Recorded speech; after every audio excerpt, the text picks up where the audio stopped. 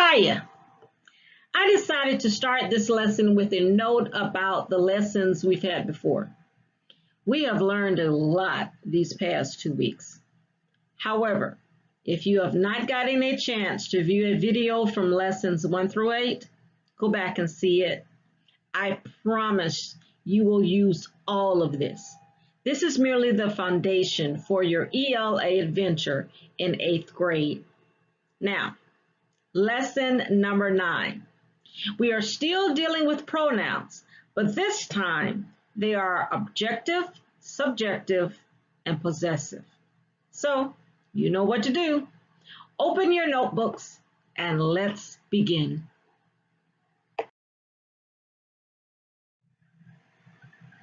First, let's define subject. The subject of a sentence tells who or what is doing something.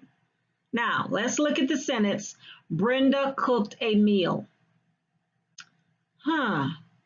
Who or what is doing something? Correct. Brenda is the subject of the sentence. Brenda is the person who is doing something. She is cooking a meal. Well, she cooked it.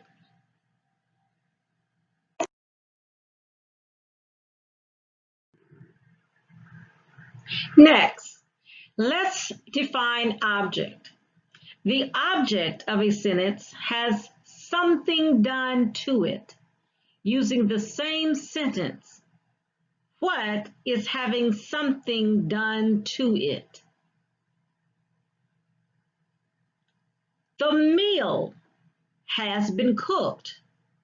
So meal is the word that is having something done to it. Meal is the object of the verb cooked. It is the object of the sentence.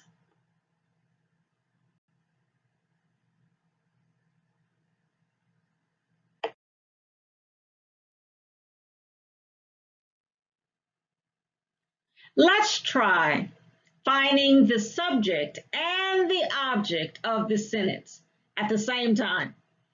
Remember, the subject of a sentence tells who or what is doing something. The object of a sentence has something done to it. Pause if you must. You can do it.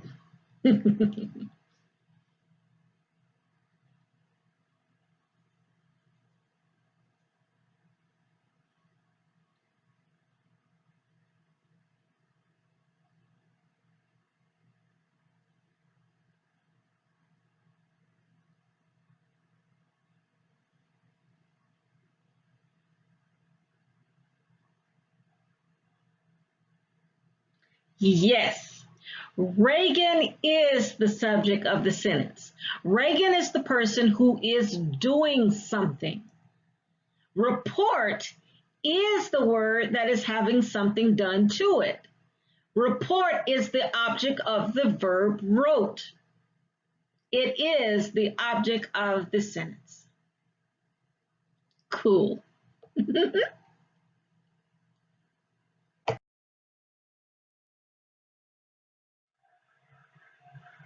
Do it again, do it again. And this time, faster. Or just pause.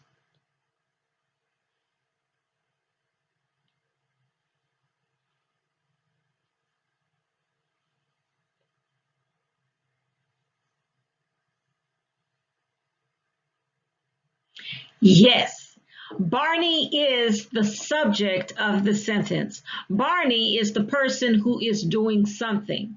And desk is the word that is having something done to it.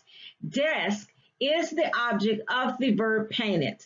It is the object of the sentence. Good going.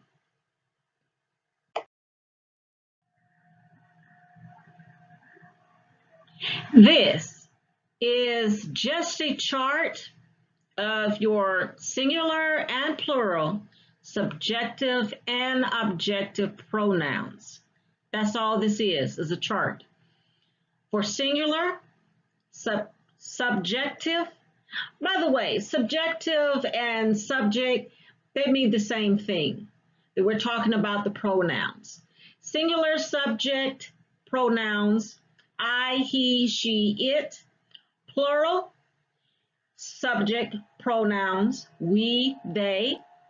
Singular object pronouns, me, him, her, it. And plural object pronouns, us and them. Now, if you notice at the bottom, I have you for each one of the groups. That's because you is unique. You is singular and plural for objective and subjective pronouns.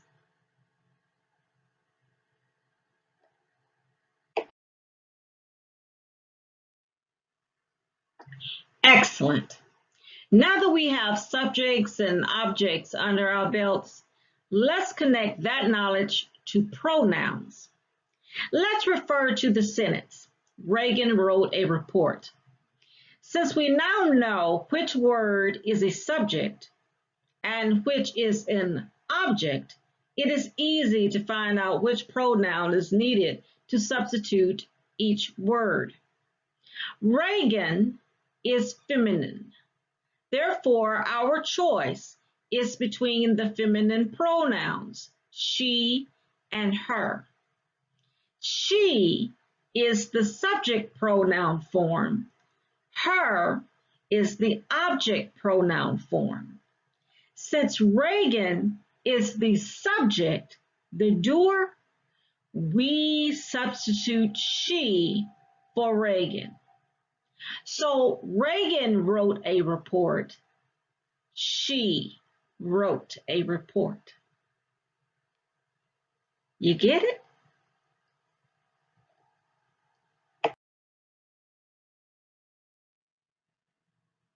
Okay, Barney painted the desk. We know that Barney is the subject, but this time, instead of looking at the subject, we are looking at the object, desk. Desk is not feminine nor masculine. It's a thing. If we check back to our chart, the only objective pronoun we have for thing is it. Once again, piece of cake. Since desk is the object, the word having something done to it, we substitute it for desk. So, Barney painted it. With your chart with you, this becomes easy as listening to your favorite music.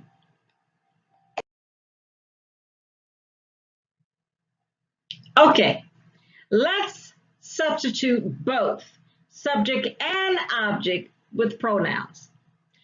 Charlie sculpted the statue. Charlie is our subject. Charlie is masculine, singular and masculine.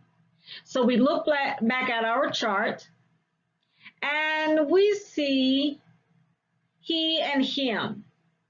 He is for our subject and him is for our objective.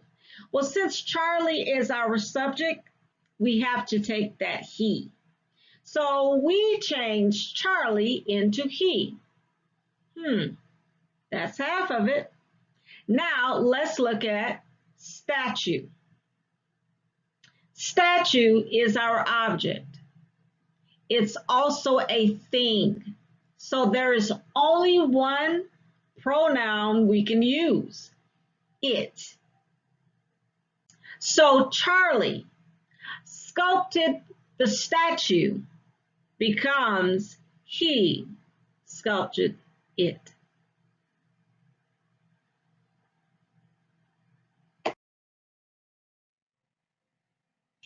Okay, let's practice. Read each direction carefully before you answer. You really need to pause.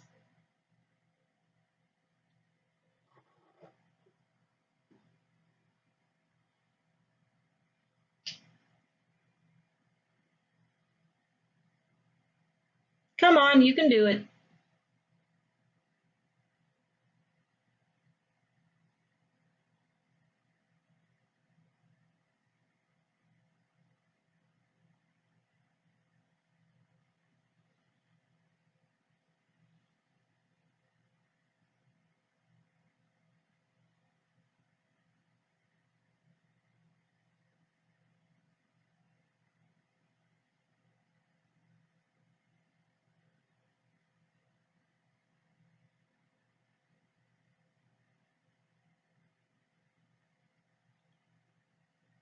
Well, did you get them?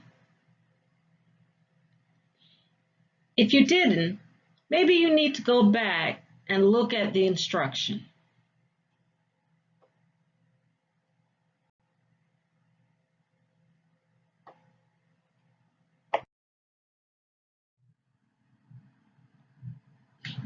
On to possessive pronouns.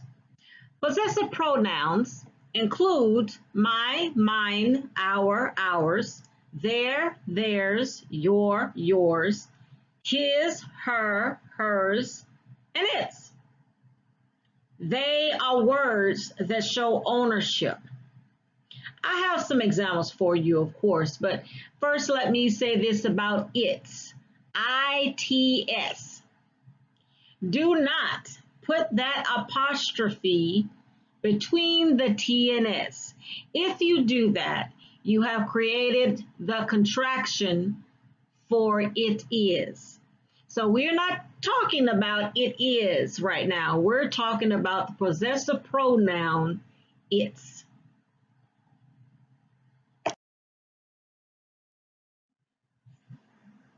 Possessive pronouns. The money belongs to Jared.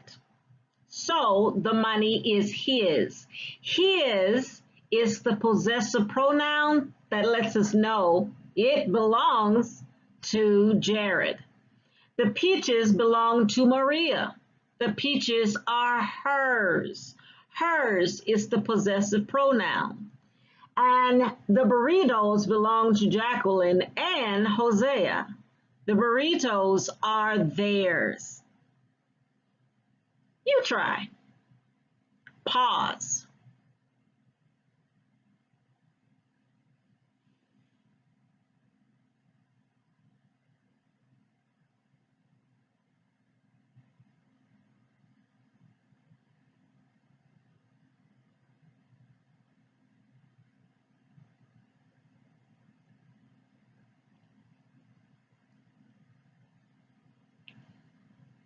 Did you get them? The toys belong to him. The cars belong to her. And Attack on Titan, the movie, belongs to him.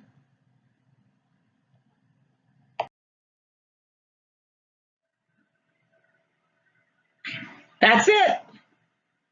Rewatch this video for review and clarification. Also, consider what Jules Michelet says. The most intimate temper of a people, its deepest soul, is above all in its language.